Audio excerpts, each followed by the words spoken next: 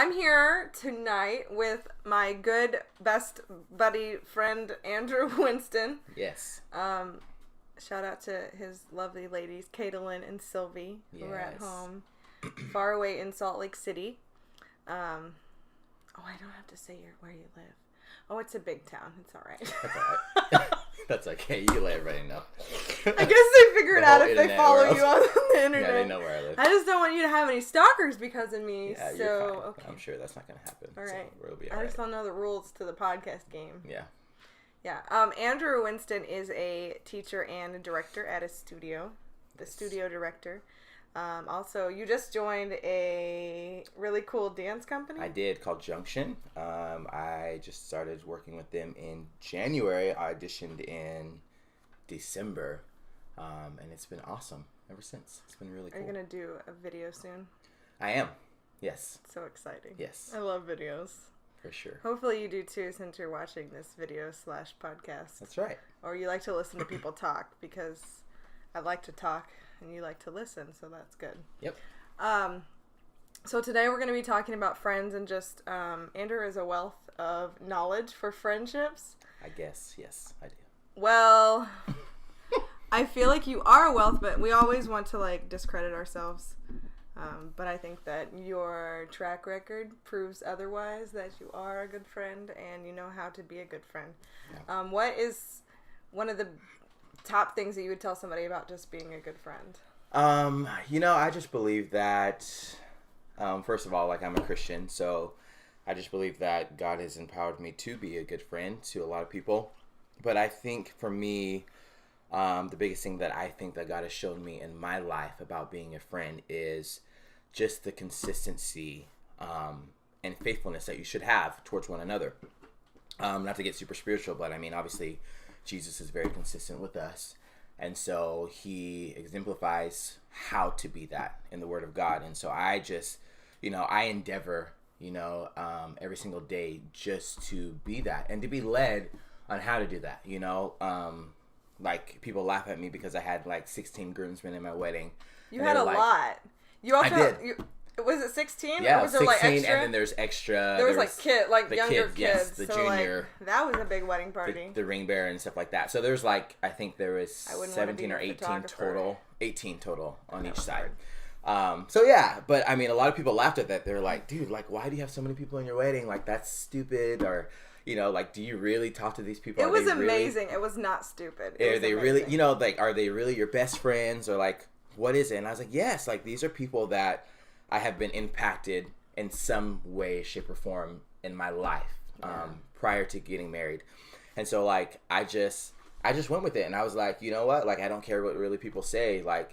I have chosen to be in these guys' lives specifically for a long time. And people ask me, I do you really keep in contact with them? And I'm like, yeah, I literally talk to probably all of my groomsmen at least once or twice in a month, and I'm constantly, some more than others, in different seasons if they're going through different things. But, I always, when I wake up in the morning, I'm like, okay, Lord, how can I be used, and how can I be a better friend to not only the people that I know in the past and that I've developed relationships with, but also future people. How can I be that, friend that where they can literally call on anytime they need it, or someone that's just there. A lot of times people just want someone to have a listening ear and just have someone that's open to them. And I just feel like that's kind of what God has shown me, just be that to people. Show my love through you. Just show up. Just show up. Yeah, and I think that's all that really what people want. And I've had a couple friends, one specifically that we were talking about the other night, in the past, and how he was actually in my wedding, and God has just used our relationship in so just really cool.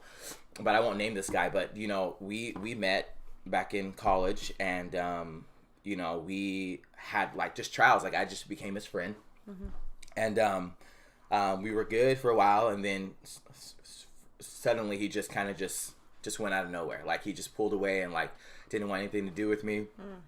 And whatnot.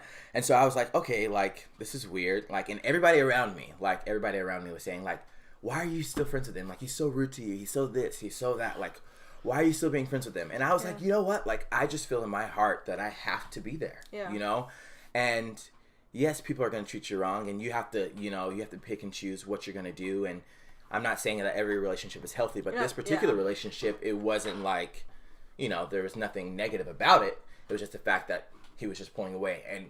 And years, you know, we've talked and we've grown over these years, and like, he, over the past couple of years, he's like talked to me, and he's like, man, like, you are literally the only guy that I have felt that has genuinely cared for me and you are been constant. consistent. Yeah, you are constant. Yes, and so That's like, really... and like in the midst of everybody saying, okay, like, why are you his friend, or why are you, like, he's so rude, or you know, like, he treats you like dirt, like, what are you doing? And I just go back to the Word of God. I'm like, people treated Jesus like dirt, you know, like, people, you know, spit in his face and did so many things when he was on the cross. Like, so many negative things happened in his life, but what did he choose? He chose to love, no matter what. Yeah. And so that's what I endeavor to really do in my life and in the friendships that I come in contact with. I endeavor to, like, really see them and love them no matter what. Yeah. You know, love them in spite of, you know, if they say rude things to me. You know, love them in spite of if they do something that's, you know, negative, that really hurts me as a person. Yeah. I choose to get past that, you know, and I choose to say, okay, like, they're doing that for a certain reason. Yeah. You know, you never know what somebody else is going through. No, you don't. And I feel like there's an element to that, as whenever we're friends with people, I feel like we tend to feel like it should be like a two-way street always, like, even. Yeah. And but being friends and loving someone is about being selfless. And so when you're selfless, it's not always about you and them. If they're a good friend to you, it's about, can you be a good friend to them as well? Yeah. Even in those hard times when they're you know, whatever's going on. Yeah. You never know. And that's what Jesus did. He was selfless. He was constant. Yep. Well, he is selfless. He is constant. Yeah. He is love, which is all of those things in 1 Corinthians 13. And so I feel like that is what, you know, and people are like, oh, well, they're not actually being a good friend to me. I'm like, this is what I always tell people. Like, sometimes there's, like, seasons in life where your friend, they're going to give to you what you need. Yeah. But then there's other friends in certain seasons that you're going to have to give to them what they need. Absolutely. And then that, eventually you bring them up with you, and they can give out to others and to you back. But it's just like, there's seasons, and you have to know what kind of friend they are, so that you don't have expectations that are false, and then you get disappointed all the time, and then that's when you become like, oh, I don't want to be their friend anymore because I'm so disappointed because they should have, you know, been this friend to me. But you have to realize some people are not in that place to give of themselves because they're dealing with so much, you know, for whatever reason. They're in their funk. They're in something that's, you know, that's going on in their own individual lives. But I mean, like, just like Jesus, like, that's what we are called as Christians. And I mean, even if you just want to be a good person in the world, I mean, that's what you should do, is to be constant and to love people even when they're in that season of just, like, they cannot give to you what a good friend would get. Absolutely. Which is awesome. Yeah. What would you say is, like, how do you make friends? That's it. Cause so I have trouble making friends sometimes. Like, I always say that Andrew's, like, the connector. Like, he does the connection, my husband, Andrew. Yeah. And then, cause this is Andrew too. Long story. But we have similar names. His wife is Caitlyn, Andrew, and Andrew. It's yeah. But awesome. Like, I tell him, like, he's a connector. I love that we kind of work together like this. But he'll be the connector. I'll be like, oh, man, let me get your number, or whatever. Or even, like, to girls sometimes, just like, oh, you should come and meet my wife and, like, get her number. But he's the connector. And then I, like, we met this guy at Starbucks once, and he was like, hey, we should go out to coffee after you get off. And I was like, we just met this guy. Like, what's going on? What are you doing? Yeah. And so we went to coffee, and I literally sat there and talked to him for, like, an hour and a half, and Andrew was, like, quiet, basically. Yeah. So, like, it's funny because he's, like, the connector, but I'm, like, the person who, like, can dive deep, you know, like. Yes. So he's like, but he obviously dives deep later, but it's just, like, I can, like, ask you the questions, like, oh, what are you doing in your life? What is this going, you know? And I think that people want to be asked questions too. Anyway, I totally interrupted you. No, you're good. No, you're good. So what would you say is, like, the best way to go about making friends, and, like, your tips? I don't know. So if I had to give a tip, for me, like, I just literally, like, I just talk to anybody and everybody. All the time. All the time. And so, like, for me, like, That must be infuriating for your wife. It is very infuriating for my wife because Come on! Yes, definitely. Like, I'm always talking to people, like, getting people's numbers right away. Like, just quick. And I don't know what it is for me. Like, I just feel like it didn't happen overnight, for sure. Like, because there was one point in my life that my mom didn't even think I had friends. Like, in high school and junior high, she's like, he's so quiet because I was such an introvert in middle school and high school. I can't even imagine you being an introvert. Yeah.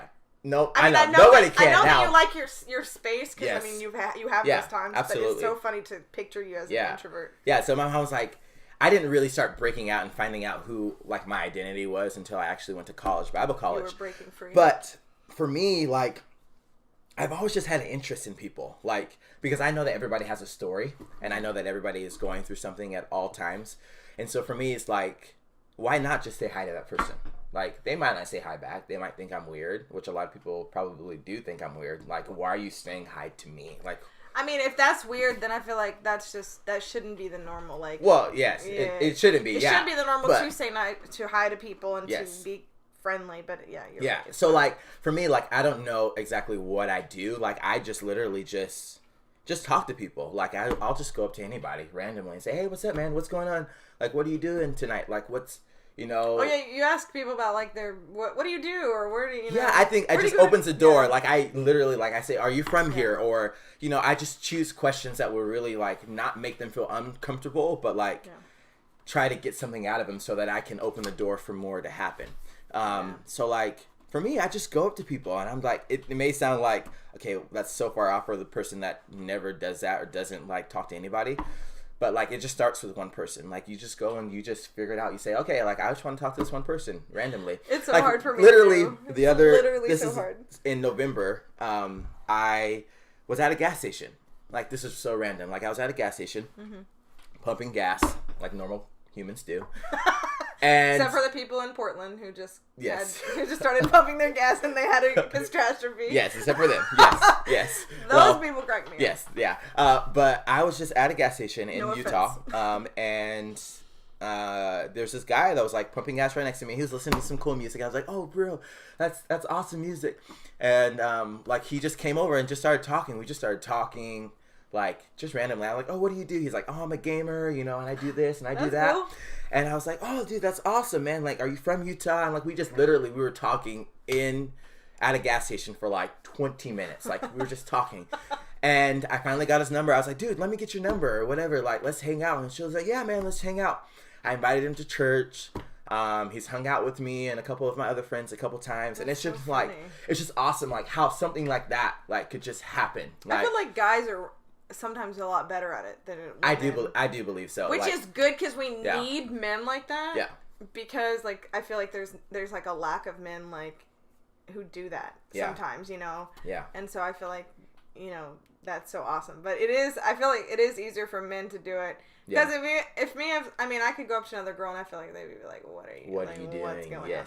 Although I feel like I don't know. It just kind of depends. But I feel on like the that's situation. like it's just a stereotype with females in general. Like I feel like not every female is like that. No, of course not. And I feel like females need to know. Like some guys are very standoffish and they don't want to talk to any other guy. Like they're probably like, what are you doing? Like why are you talking to me? Like I have no idea who you are. Mm-hmm. Like, but I mean I feel like that's just a stereotype, and girls need it just as much as another guy a guy needs it. Because people need good friends. Yeah. And they need good communities. Absolutely. And they need to. I mean, I'm not going to say that they need to be shown the way, but some people do. Some people need a good friend to show them, like, what a good friend is. Yeah. Because you need to see an example before you're like, oh, I get it. Like, I was doing it wrong. I was expecting all of this, and it's just... Yeah. I think the beauty about friendship is, like you were saying earlier, it's we always try to give and take. We have to, like, have this back, like, give and take, give and take, give and take, give and take. And, I mean, to go back to the Word of God, when you look at Jesus, it's like, he gave. And then they took from him. They took, as well. But he was always giving, like he never took back. You know what I'm saying? Like when you think about it, he's like, he always was just always giving. Like, he was giving to his disciples. He was giving to people. And then they fell asleep on him. They did. And some people walked away from him. Yep. And that's like the saddest verse in the Bible. It is. So it really is sad. He turned around and but walked he away, still, like, yet rejected. even in all that, he still chose to always give. Yeah. You know? And so it's like, if we can get a hold of that as humans, and even just as Christians, if we can get a hold of that, just the love of, like, everybody needs it. Everybody needs to be loved. Everybody loves to be loved. Yeah. And everybody longs for that. And so I feel like if we can just get to that place of, like, okay, like, I know, like, even though it may seem weird if I say hi to this girl at the gas station, or even if it may be weird if I say hi to this girl when we're, you know, in the mall or whatever it is, like, I'm going to step out and do it, because you never know what can come from it. They might reject you. They might not. You know, and so worst fear. Rejection sucks. It's the worst thing in the world, y'all. It really does. To be rejected, it's painful and it hurts. And that, I mean, with my friend, like, I felt rejected. I felt like I gave. Yeah. You know, and like, he's like rejecting me, but I chose to get past that rejection and that hurt. And I was like, okay, Lord, like, use me in this situation. Yeah. He obviously doesn't know what a true friendship looks like. Yeah. And so I want to be that. I want to be that person that you use for me to break that. In that way, you can, like, even show him, and he can be a good friend to others. Yeah. I think that one of the biggest things is just, hello, computer. I think it's just about being, like, the constant, and just to keep being the constant. Yeah. And, like, to love. I mean, we talk about love, and, like, Jesus loves us unconditionally. Right. And so to do that for others is like you, I mean, it feels like you shouldn't do that, because you feel like, oh, well, they betrayed me, or they talked bad about me behind my back, or they did this, or they did that. But, like, he loved unconditionally, and I feel like we're called to do the same, to love like he did, but also to, just to love without, like, expectations too, which is hard. And yes, I mean, I do feel like people should be friends back to you eventually. Somebody should. Yeah, absolutely. But just the fact that you're loving them, not just to get their friendship, or not just to be, but because you want to love them. Yeah. And because that's the right thing to do. Yeah. And because Jesus called you to that. Not just to get friendship. And that applies to areas of life, like even ministry, or, like, you know, talking to people about Jesus. Like, don't just love them and be kind to them because you want to get them saved. Yeah, absolutely. Or whatever. Love them because that's what Jesus would do. That's his heart. Yeah. His heart is love for them, no matter what they choose, no matter what they do. Yeah. His heart is love. And, like, that's hard. That's a hard thing to get around, because you feel like, well, if they're not going to choose, like, I just need to write them off. You know, if they're not going to choose me. If they don't choose as quickly as we would like them to. That's true, too, because they're like, oh, well, they're never going to choose me or Jesus or, you know, anything like that. Right. Let's just write them off. I think sometimes as Christians we do that, and I know that we're kind of, like, mixing here, but I mean, that's kind of our life, and that's what it should be, because if you're a Christian, then you should be a leader and, like, a minister of the gospel. Like, that's, absolutely. I know that's a strong word, minister, and, like, I'm not saying that to freak anybody out, but, like, that's what you are called to go into the world and absolutely preach the gospel, but also to love, and that's how you sometimes preach the gospel, to love just without any boundaries, and so that's just. And I feel like, too, like, on that note, like, I feel like a lot of Christians, like, we get so tired if it doesn't happen in the timing that we would like it to happen. You know, like, we get so frustrated and, like, okay. And we also, like, we have this idea that, you know, like, yes, we are called to share the love of Christ. We are called to share and to win souls, ultimately. But at the same time, we are called just to love.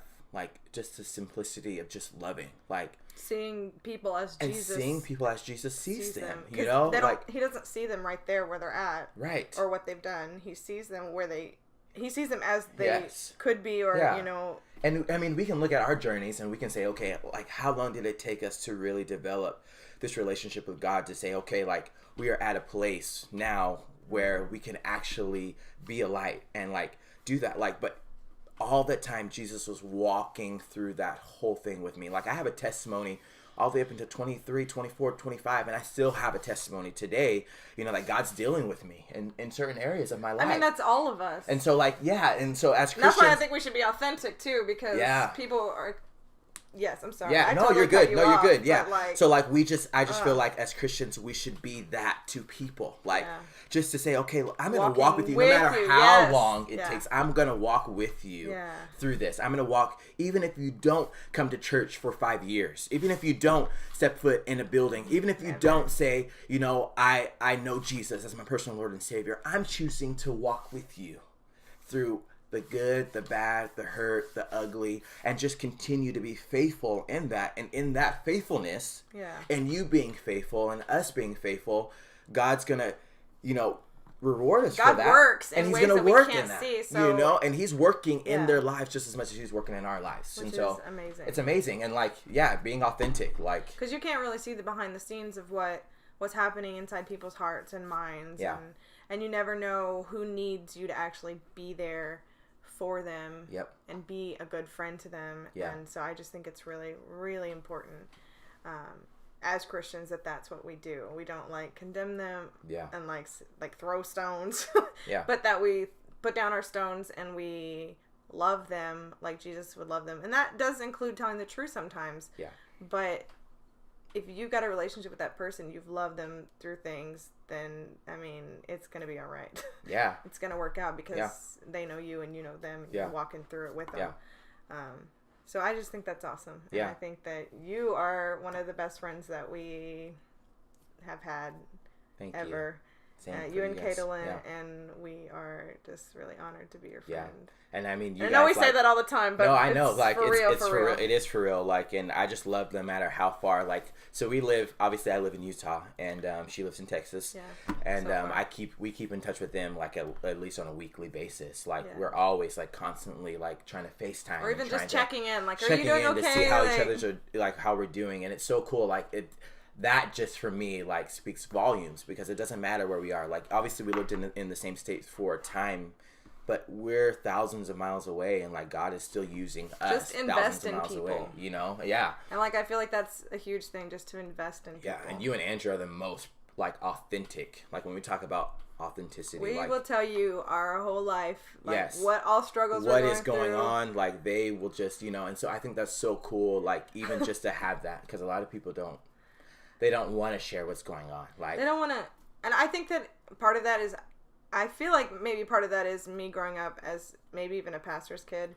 Because I feel like I wasn't able to talk about some of this stuff because I'm supposed to be this perfect not perfect, but either you're really bad or you're really good. There's not an in between, and there's not like I'm struggling. It's like you don't want to look bad. Like, I rededicated my life to the Lord at like 13 in my bedroom because I never wanted to go down to the altar at church because why would I want to do that? People are going to be like, why is the pastor's kid not saved? But like, my mom led me to the Lord, like to Jesus, like at a very early age, but I knew that I needed to, you know, get some things right in my life, like at like 13 or something. And obviously there's a struggle there even like throughout teenage years, because I mean that's a difficult time, but but just the fact that I feel like that is what makes me get to the point, and just like I just don't like all the religious stuff that makes me now the person I am, that I'm just like, look, I'm going to be honest with you, and especially if you're my friend, I'm going to be honest with you, like, I'm having a horrible time, and I need your help, or I need someone to pray with me, or I need or I just need you to know that I'm having a horrible time, like, it's not, life is not good right now, and God is good.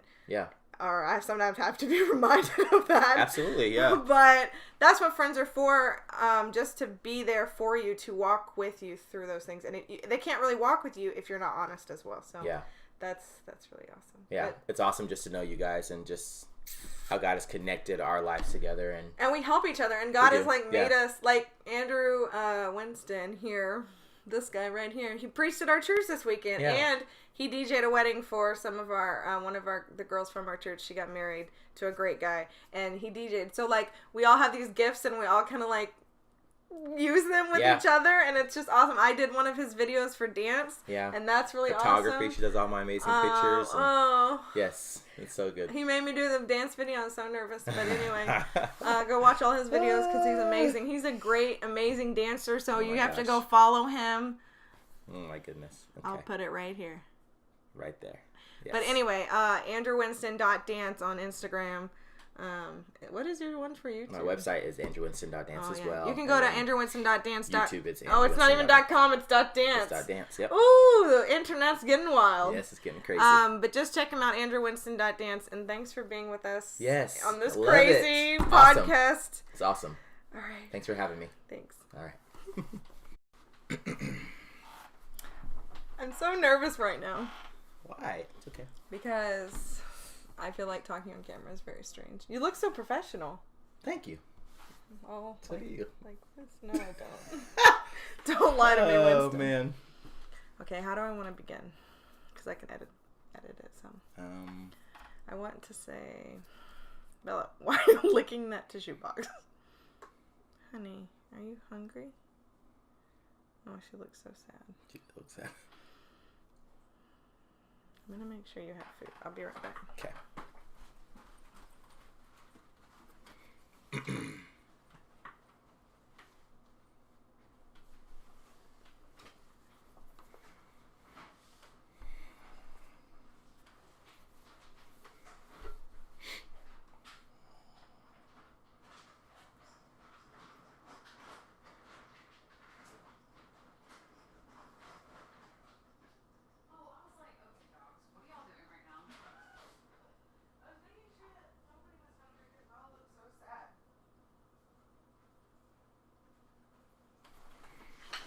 Okay, I think that what I'm going to do is I'm going to, like, record an intro or something later. Okay.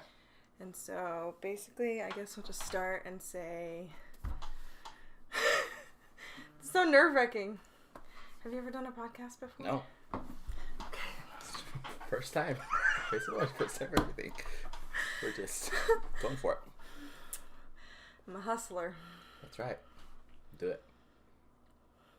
Maybe you should just introduce me and like say. I'm going to. I just have to like get my nerve up to just start talking, and I just have, because I don't want to screw it up. Yeah.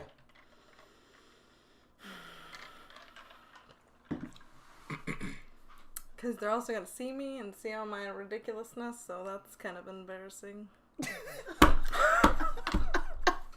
You've done so many videos, though. What kind of videos have I done? You do so many. But not serious videos.